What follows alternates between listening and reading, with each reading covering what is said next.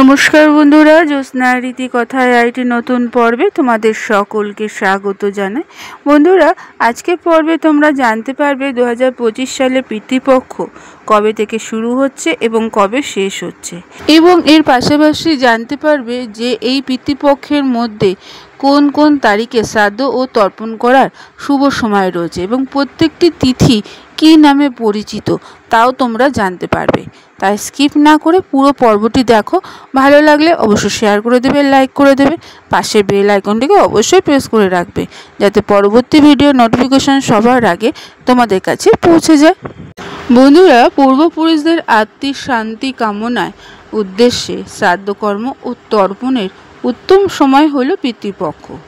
এই সময় পিতৃলোক থেকে মর্তে আসেন পূর্বপুরুষরা। 15 দিন নিজের পরিবারের আশেপাশে বসবাস করে এবং সর্বপিতৃ অমাবস্যা বা মহালয়ার দিন পরিজনদের আশীর্বাদ দিয়ে পুনরায় আবার প্রস্থান করেন। 15 দিন ধরে পিতৃপক্ষ পালিত হয়। এর প্রতিটি তিথি শ্রাদ্ধের জন্য বিশেষ মাহাত্ম্য রয়েছে। উল্লেখ্য, পিতৃপক্ষ শুরুর আগে কৌশিকী অমাবস্যায় কুশ গ্রহণ করা হয়। এরপর পৌষপদী পূর্ণিমা তিথিতে প্রথম শ্রাদ্ধ করা হয়। পিতৃপক্ষের প্রথম দিনে অগস্ত্যমুনির তর্পণ ও শ্রাদ্ধ করা হয়। তাই বন্ধুরা, এই বছর কবে থেকে শুরু হচ্ছে পিতৃপক্ষ এবং কোন তিথিতে কোন শ্রাদ্ধ করা হবে তাও তোমরা জেনে নাও। এবার পিতৃপক্ষ শুরু হচ্ছে আগামী 7ই সেপ্টেম্বর রবিবার 2025 এবং শেষ হবে 21শে সেপ্টেম্বর রবিবার 2025-এ। বন্ধুরা, পিতৃপক্ষের সময় পূর্বপুরুষদের উদ্দেশ্যে জল অর্পণের রেওয়াজ প্রচলিত রয়েছে। এই কাজ করার ফলে পিতৃদোষ থেকে মুক্তি পাওয়া যায়।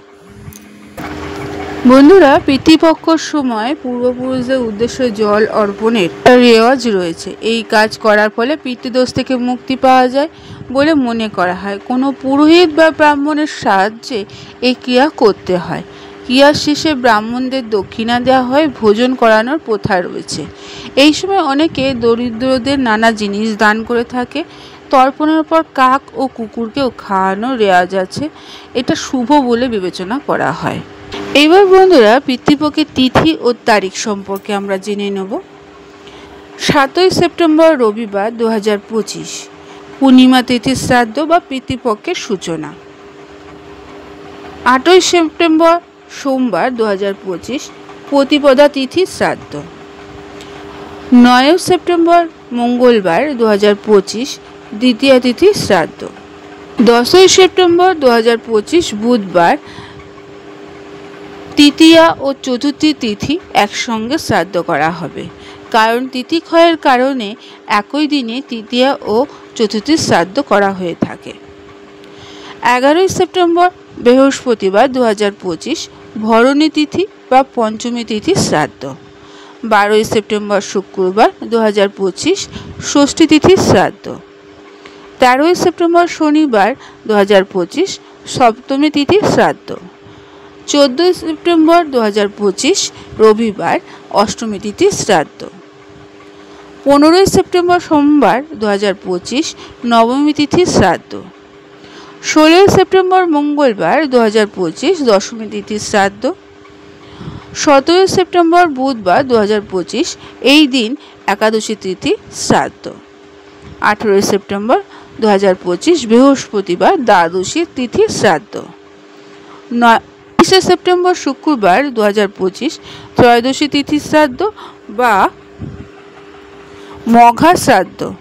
20শে সেপ্টেম্বর শনিবার 2025 চতুর্দশী তিথি শ্রাদ্ধ এবং সর্বশেষ 21শে সেপ্টেম্বর রবিবার 2025 সর্বপিতৃ অমাবস্যা শ্রাদ্ধ বা মহালয়া। এই গেল প্রত্যেকটা দিনে তিথি ও তারিখ সম্পর্কে। এমন কিছু নিয়ম আছে যেগুলো আমাদের মেনে চলা উচিত। পূর্বপুরুষদের শ্রাদ্ধ তিথি অনুযায়ী পিতৃপক্ষের শ্রাদ্ধ করা হয়। যেই তিথিতে পূর্বপুরুষদের মৃত্যু হয়েছিল সেই পক্ষের সময় সেই তিথিতেই শ্রাদ্ধকর্ম করা যায়। শ্রাদ্ধ ও তর্পণের দিনে পূর্বপুরুষদের পছন্দের খাবার রান্না করতে হবে। সেই তিথিতে ব্রাহ্মণ কাক গরু বিড়াল কুকুরকে অবশ্যই খাবার খাওয়াবে। একে পঞ্চাবলী বলা হয়। পিতৃপক্ষে যে তিথিতে শ্রাদ্ধকর্ম করবে সেই তিথিতে সবার আগে তর্পণ করবে। কালো তিল, জব, জল দিয়ে পূর্বপুরুষদের অর্ঘ্য দেবে। শ্রাদ্ধকর্ম প্রতিদিন তর্পণ করা অত্যন্ত শুভ। আবার পিতৃপক্ষে দান করার বিশেষ মাহাত্ম্যও রয়েছে। যে কোনো তিথিতে এই দান করতে পারে, তবে যে তিথিতে পূর্বপুরুষদের শ্রাদ্ধ রয়েছে সেই তিথিতেই অবশ্য দান করবে, এটা শুভ বলে মনে করা হয়। বন্ধুরা, আজকের পর্বটি এখানেই শেষ করলাম। এতক্ষণ আমার ভিডিওটি দেখার জন্য ও শোনার জন্য তোমাদের অসংখ্য ধন্যবাদ।